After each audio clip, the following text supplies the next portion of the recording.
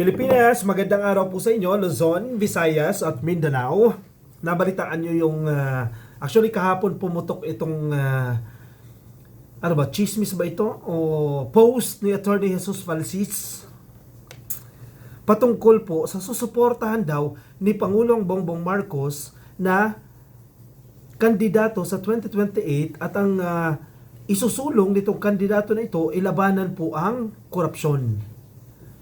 Number one, sige, himayin natin ito kasi may tumawag sa akin, kinonfirm niya sa akin kung sino to, kasi mali nga ako ng hula di ba? Tapos kinonfirm niya sa akin kung sino yung tinutukoy dito ni Attorney Jesus Falsis.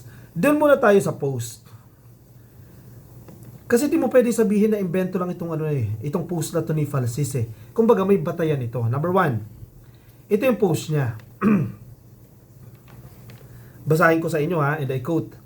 Sabi ni Tweety Bird, ibig sabihin ng Tweety Bird yung kanyang source, hindi si Naga City Mayor Leni Robredo ang anti-corruption advocate na nasa isip ni President Bongbong Marcos Jr. na kandidato sa 2028. Hindi din si Senator Risa Ontiveros.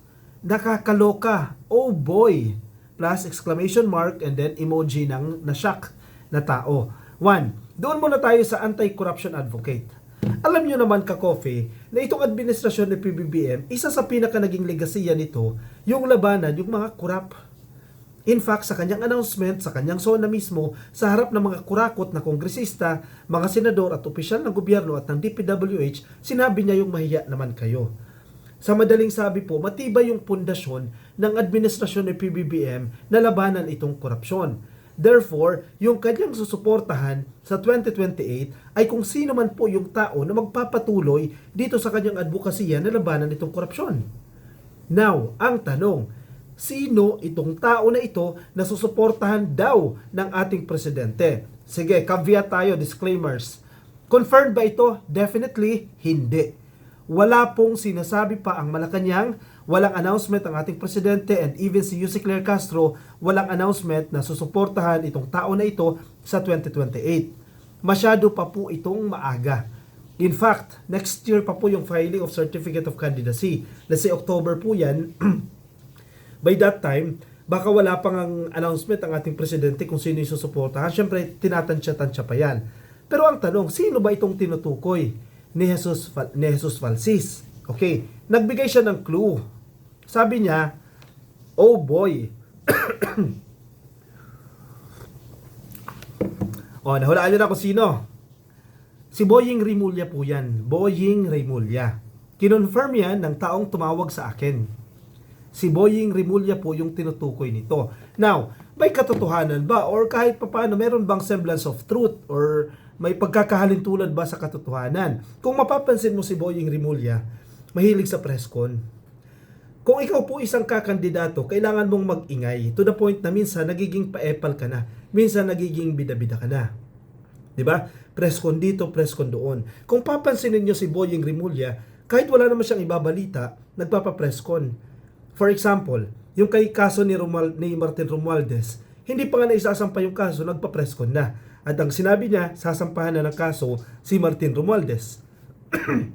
Gumamit pa nga siya ng term na very soon. Ilang buwan na nakalipas, wala pa rin po. 'Di ba? Hindi pa rin po naaakyat ng korte. Puro press con. Hindi lang isang beses nangyari yan. Maraming beses na po nangyari na nauuna yung press con bago yung totoong kaso. Nagpapaepal po yan. Nag-iingay po yan. So yung mga ganyang karakter, yung ganyang traits, isa po yung katangian ng isang nag-aspire na maging kilala, na maging sikat para pagdating ng 2028, maingay siya. Magpapasok siya sa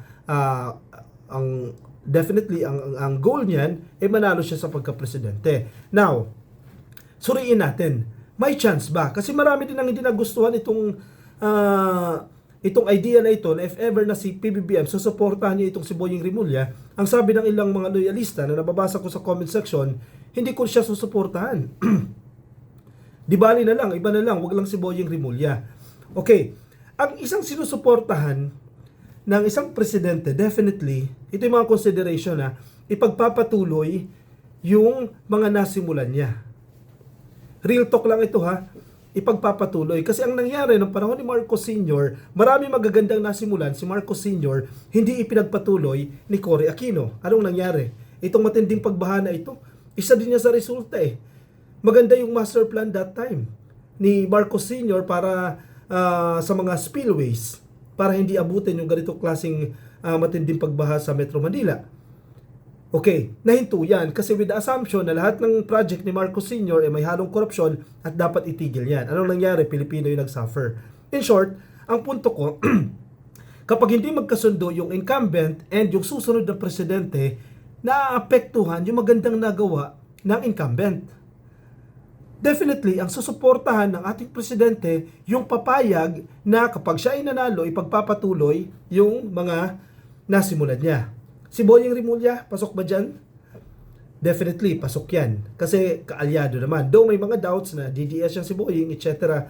Anyway, sa tingin ko naman, ay susuportahan din yan. Lalo na po ang number 1 na laban ni anti-corruption. Second, protection. Real talk to ha. Hindi ko sinutukoy sa presidente lang si PBBM ha, kundi ang iba, kahit sino pang presidente, na kinukonsider nila yan, na kapag umalis ba ako sa pwesto, protektado ba ako niyan? Kasi kung titingnan ninyo, usually nasasampahan po ng kaso.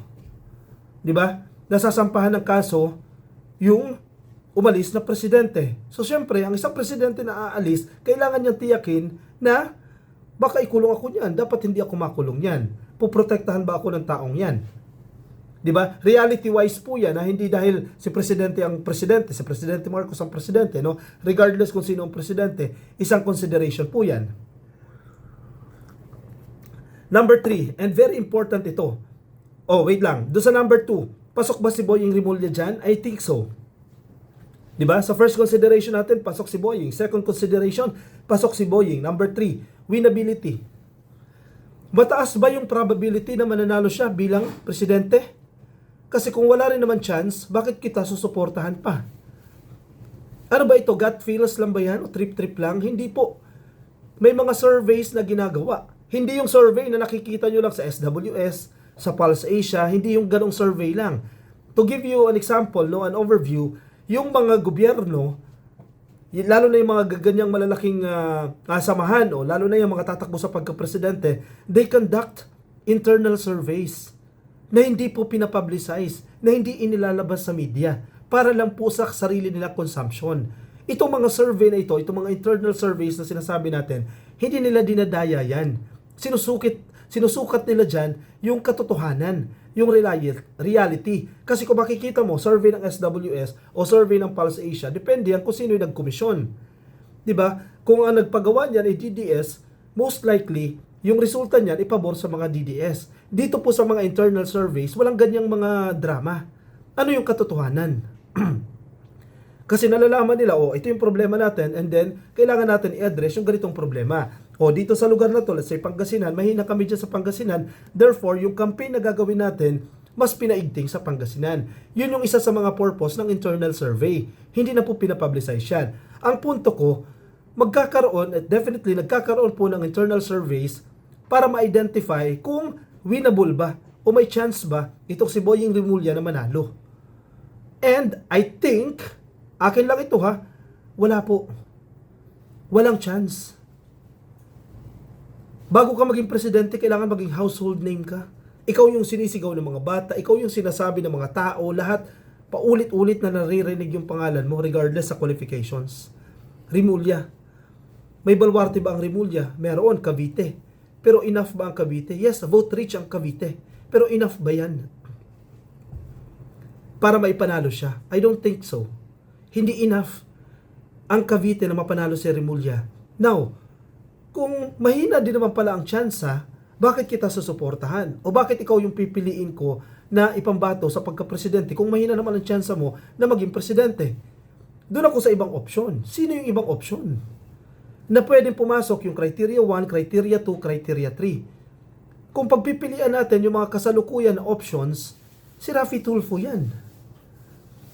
Raffy Tulfo. O sige, sabihin natin, si Erwin Tulfo pwede rin. Pero dito tayo kay Raffy Tulfo. Yung first consideration natin, ipagpapatuloy ba yung mga nagawa ni PBBM? I think so. Kasi hindi naman concern si Rapi Tulfo sa pagpapayaman eh. Napakayaman na yan eh. Concern yan, magserbisyo. Tingnan mo yung ginagawa dyan sa Senado. Di ba? Number 2, mapoprotektahan ba siya ni Rafi Tulfo once na maupo na siya sa pagka-presidente? I think so. Di ba sila magkaaway? As compared kung si Sara Duterte, definitely maghihiganti yan. Ipapakulong yan si Marcos. Number 3, winnability. May chance ba si Rafi Tulfo na manalo? Ang Tulfo ay household name. Sikat in short. Si Tulfo ba lumalaban sa korupsyon? Tingnan mo yung programa niya. Ever since, broadcaster pa lang siya that time.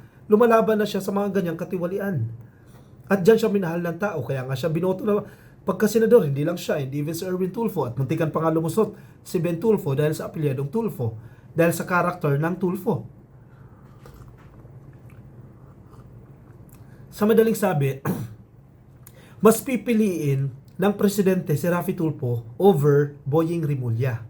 Ano tong lumalabas na to? Ano tong sinasabi nila Jesus Falsis? Sa side siguro to ng mga pink, ng mga dilaw. Ang tingin ko dyan, kaya pinalutang nila yung pangalan ni Boying Rimulya para protektahan yung totoong pambato. Strategically, sa mga, alam nyo na yan, sa mga naglo-launch ng mga ganitong campaign, lalo na po ito, national campaign yan, hindi mo pwede agad i-expose yung pambato mo. Kasi siya agad yung puputaktiin ng mga bashers. Therefore, pwedeng panangga itong si Boying Rimulya, possibilities ito ha, panangga si Boying Rimulya para siya yung putaktain ng bashers. Para maprotektahan yung talagang pambato ng presidente. Hindi na po bago yan. Nangyari na po yan kay John Vic Rimulya. Nauna pong nag-announce si John Vic Rimulya na tatakbo siya sa pagka-presidente. Pinutakti po siya ng bashing dyan. Posibleng gawin po yan. Ganoon din naman sa ibang sides. Ginagawa din po nila yan. Tingnan mo si Leni Robredo, hindi nag-a-announce. And I think tatakbo yan. Hindi nag-a-announce yan kasi kapag nag-announce yan, puputiktain ng bashers yan. Posible na si Risa Ontiveros, ang dami ng mga launching activities niyan, marami ng organizations kuno na sumusuporta sa kanya para siyang mapunteriya ng bashing. Pero strategically, kung titingnan mo ng mas malawak, hindi siya ang pambato ng mga pink at dilaw. Anyway, wala rin naman chance yung manalo. Di ba? Posible yan. Napanangga itong si John Vic Rimulya. Ako personally, susuportahan ko ba si John Vic Rimulya? As of the moment, I don't think so. Kasi baka sayang lang yung boto ko. Tapos si Sara Duterte lang ang manalo kung hindi siya mai-impeach. Di ba? Sayang. Kasi kino-consider din natin yung sinasabi ko sa inyo kanina na 3 konsiderasyon bago mo iboto yung isang tao. Ikaw, ano sa tingin ninyo?